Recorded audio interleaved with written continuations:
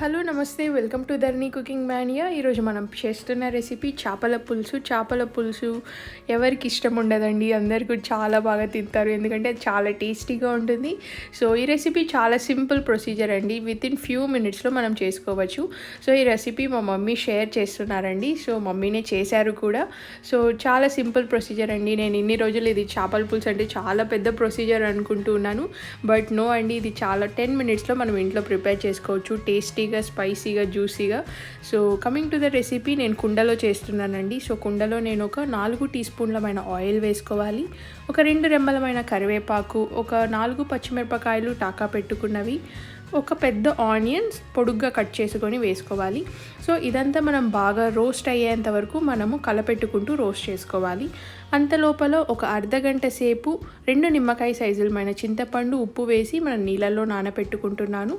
ప్యాన్లో కొంచెం ఆయిల్ వేసుకొని దాంట్లో కొన్ని మెంతులు వేసుకొని 2 చిటికెళ్ళమైన మెంతులే వేసుకోవాలి. దాంట్లో 1 టీ స్పూన్ మైన ధనియాల పొడి, 1 టీ స్పూన్ మైన జీలకర్ర పొడి, 1 టీ స్పూన్ మైన కారపొడి అండ్ 1/4 టీ స్పూన్ మైన పసుపు కూడా వేసుకొని మనం మీడియం ఫ్లేమ్లో పెట్టుకొని చేసుకోవాలండి ప్రొసీజర్. హై ఫ్లేమ్లో పెడితే మనకు మాడిపోయే ఛాన్సెస్ ఉంటుంది.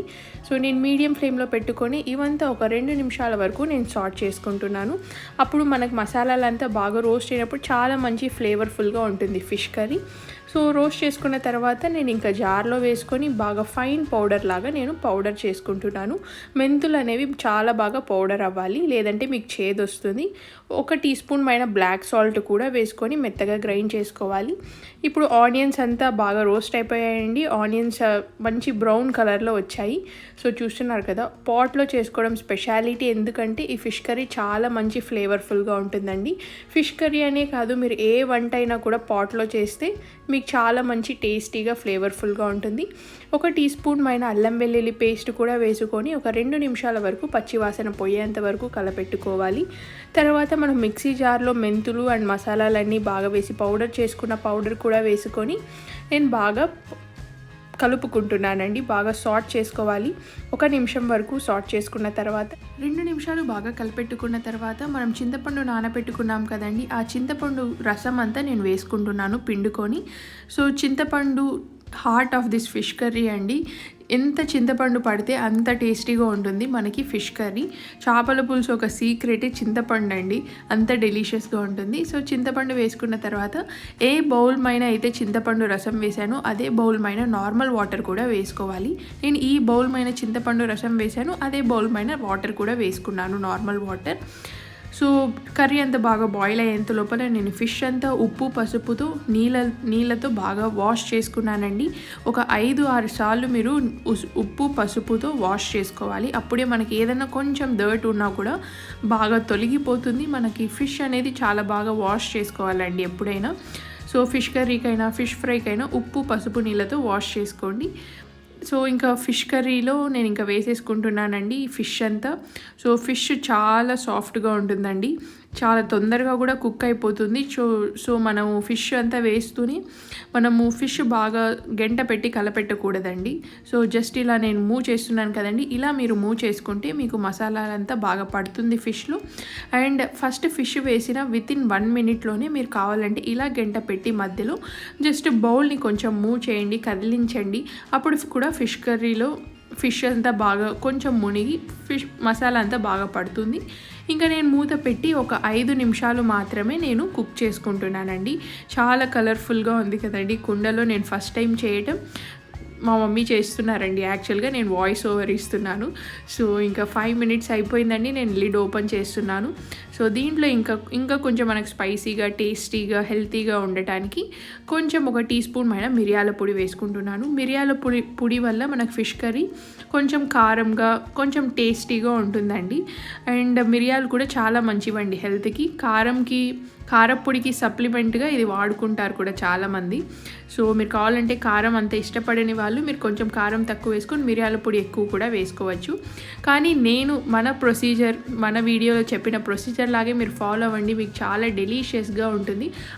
మీ ఇంట్లో వాళ్ళందరూ లొట్టలు వేసుకొని తింటారండి మన ఫిష్ కర్రీ. సో ఫిష్ కర్రీలో మనం అన్నీ వేసేసుకున్నామండి, అన్ని మసాలాలు ఎక్సెట్రా అన్నీ. ఇక ఫైనల్ టచ్ కొరియాండర్ అండి. కొత్తిమీర కొంచెం సన్నగా కట్ చేసుకొని ఒక పిడికిడమైన కొత్తిమీర నేను ఈ కర్రీలో వేసుకుంటున్నాను. సో చాలా కలర్ఫుల్గా ఉంటుందండి. అండ్ కొరియాండర్ చాలా మంచిదండి హెల్త్కి. ఏ వంట చేసినా కూడా మీరు కొరియాండర్ అనేది ఖచ్చితంగా వాడండి. సో కొరియాండర్ వల్ల చాలా యూజెస్ ఉన్నాయండి. కొరియాండర్ వల్ల వెయిట్ లాస్ కూడా అవుతారంట. సో నాకు రీసెంట్గానే తెలిసింది. సో కొరియాండర్ అంతా వేసుకున్న తర్వాత మూత పెట్టి మళ్ళీ ఒక 2 నిమిషాలు కుక్ చేసుకున్నానండి. చాలా బాగా కుక్ అయింది. మంచి అరోమా అండ్ మంచి వాటర్ స్మెల్ అండి. సో మీరు కూడా అందరూ ట్రై చేయండి. కుండలో చేస్తే చాలా మంచి స్మెల్ వస్తుందండి. నాకు అంత డెలీషియస్గా ఉంది. నార్మల్గా మా మమ్మీ ఇంట్లో ఫిష్ కర్రీ చేస్తారు, అప్పుడే 100% డెలీషియస్గా చాలా ఫ్లేవర్ఫుల్గా ఉంటుంది. ఇప్పుడు ఇంకా 100+ అండి, అంత మంచి స్మెల్ వస్తుంది. సో ఫిష్ కర్రీ అయిపోయింది. ఇంకా మనము లిడ్ ఓపెన్ చేస్తున్నాము. వాటర్ స్మెల్ అండి. కలర్ కూడా చాలా బాగుంది, చూస్తున్నారా? ఎప్పుడైనా మీరు ఏ కర్రీ చేస్తున్నా ఆయిల్ అనేది పైన తేలుతుందంటే ఆ కర్రీ అంత బాగా కుక్ అయిందని ఒక సైన్ అండి.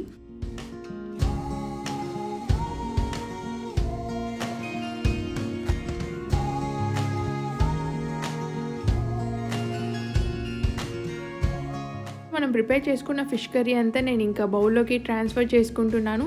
సో ఫిష్ ఇంపార్టెన్స్ ఏంటంటే ఫిష్లో B12 అనేది ఎక్కువ ఉంటుందండి. ఫిష్ ఇంకా దీంట్లో omega-3 అనేది ఎక్కువ ఉంటుందండి. అది కూడా చాలా మంచిదన్నమాట హెల్త్కి. సో ఫిష్ ప్రతి ఒక్కరూ అండి డైలీ కన్జ్యూమ్ చేస్తే, డైలీ అంటే నాట్ పాసిబుల్ అనుకోండి, అట్లీస్ట్ వీక్లీ వన్స్ అన్నా మీరు కన్జ్యూమ్ చేస్తే మీకు B12 అనేది బాగా ఎక్కువ ఉంటుందండి. సో B12 అనేది చాలా తక్కువ అయిపోతే చాలా డిసీజెస్ వస్తాయండి.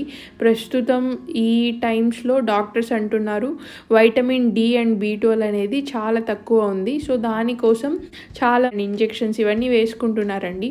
సో మనం ఇలా హెల్తీగా తింటే మనకి వైటమిన్ D అండ్ B12 తక్కువ ఉండదండి, మనకు మంచి ప్రపోర్షన్స్లో ఉంటుంది. అప్పుడు మనం హెల్తీగా ఉంటాము, వెయిట్ గెయిన్ అవ్వము. సో ఇంకేమీ డిసీజెస్ కూడా రాకుండా హెల్తీగా ఉంటారండి. సో మీకు ఒకవేళ మీరు వెయిట్ గెయిన్ అవుతున్నారు అన్నెసెసరీగా, మీరు బాగా హెల్తీగా ఉంటున్నారు, తింటున్నారు, అయినా మీరు వెయిట్ గెయిన్ అవుతున్నారు అంటే ఒకసారి మీరు డాక్టర్స్ దగ్గర వెళ్ళి మీరు మీ vitamin B12 and vitamin D content అనేది చెక్ చేసుకోండి. జస్ట్ బ్లడ్ అనేది తీసుకొని వాళ్ళు చెక్ చేస్తారండి. వైటమిన్ D అండ్ B12 అనేది మీరు ప్రతి ఇయర్ హ్యావ్ అండ్ చెక్ అండి.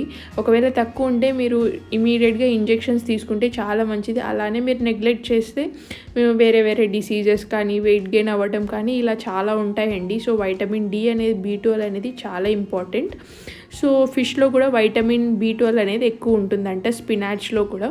సో మనం ఫిష్ కర్రీ అంతా ప్రిపేర్ చేసుకున్నది టేస్ట్ చేసేసామండి. చాలా డెలీషియస్గా ఉంది, మౌత్ వాటరింగ్ అసలు. All credit goes to my mom అండి. చాలా బాగా చేశారు. నార్మల్గానే మా మమ్మీ ఏ వంట చేసినా చాలా టేస్టీగా చేస్తారు. మన యూట్యూబ్ ఛానల్లో ఉన్న ప్రతి ఒక్క వీడియోకి అన్నీ బాగా టేస్టీగా రావడానికి అన్ని సజెషన్స్ అంతా మమ్మీనే చేస్తారండి. సో చాలా డెలీషియస్గా ఉంది మన ఫిష్ కర్రీ. మీరు కూడా అందరూ ట్రై చేయండి. కొత్తగా మన ఛానల్ని విజిట్ చేస్తూ ఉంటే ఖచ్చితంగా మన యూట్యూబ్ ఛానల్లో ఉన్న వీడియోస్ అన్ని చెక్అవుట్ చేయండి. చాలా రెసిపీస్ ఉన్నాయి. If you like, please hit the like, share and subscribe button. Thank you so much.